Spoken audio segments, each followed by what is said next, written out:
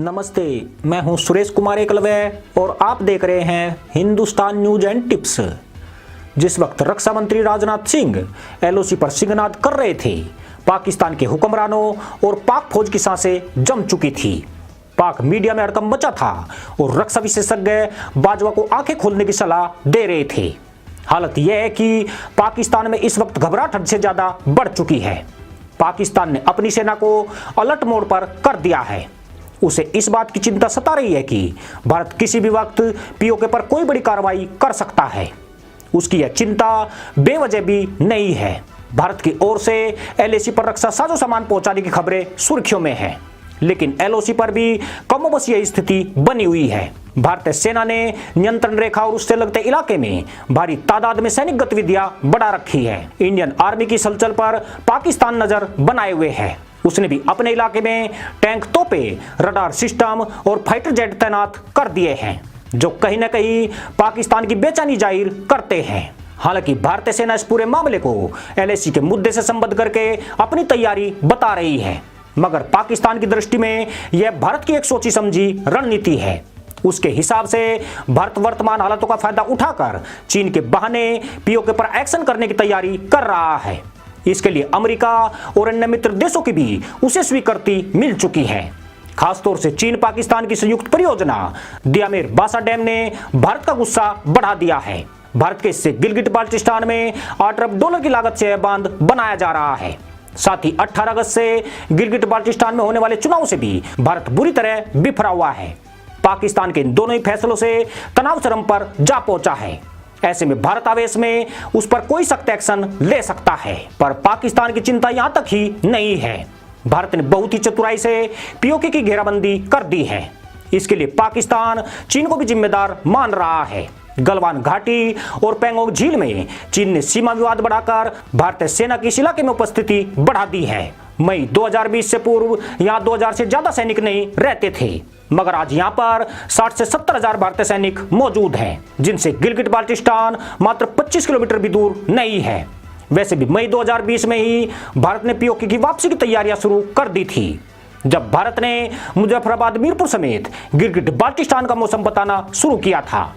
इसका संदेश यही था कि इस इलाके के साथ यहाँ का मौसम भी भारत का है। पिछले महीने जब पाकिस्तान के सुप्रीम कोर्ट ने गिलगिट बाल्टिस्तान में चुनाव कराने के लिए पाकिस्तान को इजाजत दी थी, तब भारत ने पाकिस्तान से साफ कह दिया था कि ये पीओके हमारा है, जितनी जल्दी हो सके इस इलाके को खाली कर दो। यानी ये हिंदुस्तान के पीएम के सीने की वो कसक है जिसे वे हर हाल में मिटाना चाहते हैं। भारत के जम्मू कश्मीर पूर्व से लेकर लद्दाख तक भारतीय सेना तैयार खड़ी है। इस वक्त पूरा पीओके एक तरह से भारतीय सेना की घेराबंदी में है। पाकिस्तान में घबराहट इस कदर है कि उसने गिलगिट बाल्टिस्तान में एलओसी के नजदीक सेना की 2 डिवीजन को तैनात किया है, जिसमें तकरीबन 20,000 से ज्यादा सैनिक मौजूद हैं। वहीं पाकिस्तान के एयर डिफेंस रडार सिस्टम भी पूरे क्षेत्र पर 24 घंटे नजर बनाए हुए हैं। खासकर भारत ने जब से स्पाइस बम की खरीदारी का ऑर्डर दिया है, उसने भी पाकिस्तान की धड़कनें बढ़ा दी है। बालाकोट स्ट्राइक में भारत ने इन्हीं बमों का इस्तेमाल किया था। पीओके के पहाड़ी इलाकों में इन स्पाइस बमों का खास महत्व है। इसलिए पाकिस्तान भारत की इस तैयारी को चीन की बजाय अपने मद्देनजर देख रहा है। 2 दिन पहले गिलगिट बाल्टिस्तान में बहुमूल्य भारतीय बौद्ध धरोहर को खंडित कर दिया गया है। यह सारा काम पाक फौज के इशारे पर हुआ है। इस पर विदेश मंत्रालय के प्रवक्ता अनुराग श्रीवास्तव ने इस पर बेहद कड़ी आपत्ति दर्ज कराई है। दरअसल पाकिस्तान इस इलाके से धीरे धीरे भारतीय प्रतीकों को नष्ट करने की रणनीति पर काम कर रहा है। भारत ने भी एक बड़ा कदम उठाते हुए लद्दाख और जम्मू कश्मीर के छात्रों को पीओके में स्थित गैर मान्यता प्राप्त तकनीकी संस्थानों में प्रवेश नहीं लेने को कहा है। अखिल भारतीय तकनीकी शिक्षा परिषद के सदस्य सचिव द्वारा जारी नोटिस में कहा गया है कि पाकिस्तान के कब्जे वाला जम्मू कश्मीर भारत का भिन्न हिस्सा है, परंतु वहां स्थापित शिक्षण संस्थान भारत सरकार या यूजीसी द्वारा मान्यता प्राप्त नहीं है। इसलिए भारत में उनकी डिग्री का कोई महत्व नहीं है। पर असली मामला तो इससे भी कहीं आगे है। भारत रणनीतिक और कूटनीतिक तरीके से पाकिस्तान और पीओके पर शिकंजा कसता जा रहा है, जबकि पाक पीएम इमरान खान दुनिया को लेटर लिख रहे हैं। वह भारत से होने वाले किसी हमले से बचाने की दुहाई लगा रहे हैं। पर हालत यह है कि उन्हें किसी भी देश का समर्थन नहीं मिला है। खुद उसके कथित सदाबहार मित्र चीन ने भी पीओके के पाकिस्तान का हिस्सा होने की बात नहीं स्वीकारी है। हालांकि पाकिस्तान की एक बहुत बड़ी गलतफहमी यह है कि उसने चाइना पाक आर्थिक कॉरिडोर और गिलगिट बाल्टिस्तान में द्यामेर बासा बांध का समझौता करके चीन की इस इलाके में एंट्री कराई है। उसे लगता है कि भारत से किसी हमले की सूरत में चीन उसका साथ दे देगा, पर यहां भी एक पैच फंसता हुआ नजर आ रहा है। अगर पीओके के मसले पर चीन इस वजह से पाकिस्तान की मदद को कूदता है कि यहां पर उसका सी पैक है, तो फिर भारत के मित्र देश भी इस जंग में धमक सकते हैं, क्योंकि यह मुद्दा चीन भारत की बजाय पाकिस्तान और भारत के बीच का है। वैसे भी चीन एक चालबाज देश है, वह दूसरे की फटी में अपना नुकसान करेगा ऐसी उम्मीद कम है। खासतौर से अमेरिका भी सी पैक के गिलगिट बाल्टिस्तान के गुजरने के मुद्दे पर भारत का समर्थन करता है। इसलिए चीन की ओर से मौखिक बयानबाजी से ज्यादा पाकिस्तान को अधिक सहयोग नहीं मिलने वाला है। पर बावजूद इसके चीन पीओके में अपनी गतिविधियों में तेजी ला रहा है। जिस द्यामेर बासा बांध के निर्माण की चीन ने घोषणा की है, साल 2014 में विश्व बैंक ने इसके लिए मदद देने से पाकिस्तान को मना कर दिया था, क्योंकि भारत ने इस पर कड़ी आपत्ति जताई थी।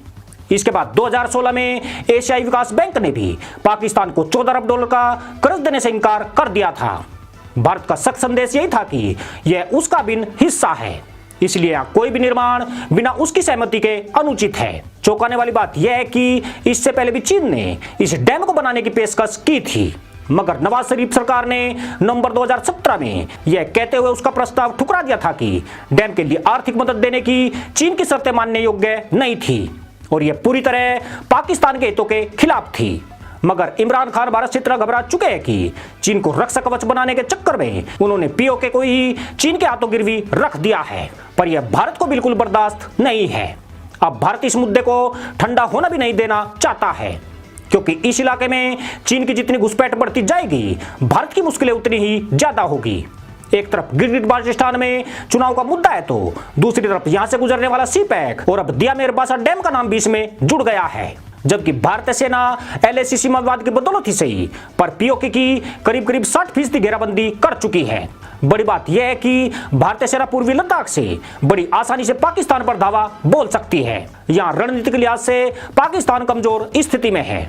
जिस स्कार्दू एयरबेस को लेकर चीन या पाकिस्तान उछल रहे हैं, भारत के लिए उसे ध्वस्त करना ज्यादा मुश्किल काम नहीं है।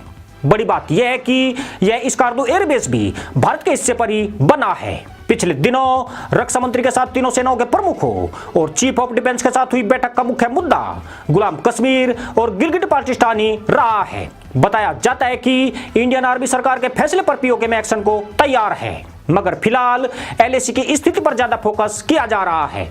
सरकार तय कर चुकी है कि अब लद्दाख से सेना और युद्धक साजो सामान को वापस नहीं लाया जाएगा।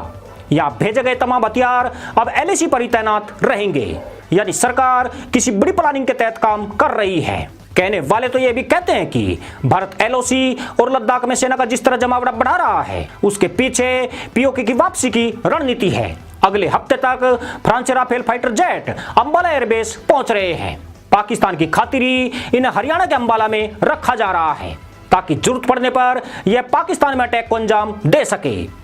पाकिस्तान के F-16 फाइटर जेट को इसे सबसे शक्तिशाली जवाब माना जा रहा है। इसका मतलब यह है कि भारत इमरान खान के गिलगिट बाल्टिस्तान में चुनावी मंसूबे और द्यामेर बासा बांध को शायद ही आगे बढ़ने देगा।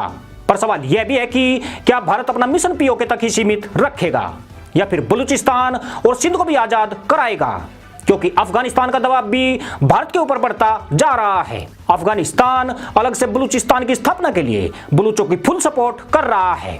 ऐसे में भारत को एक साथ कई मोर्चों पर ठोस रणनीति के लिए तैयार रहना होगा, क्योंकि पीओके पर एक्शन होते ही अफगानिस्तान भी बलूचिस्तान से लगी अपनी सीमा पर मोर्चा खोल सकता है, जिससे चिंगारी दूर तक भड़कना तय है। मतलब पाकिस्तान पर पीओके के अलावा 5 टुकड़े होने का भी खतरा मंडरा रहा है। इसी के साथ अनुमति दोस्तों, जय जवान जय किसान जय हिंद वंदे मातरम।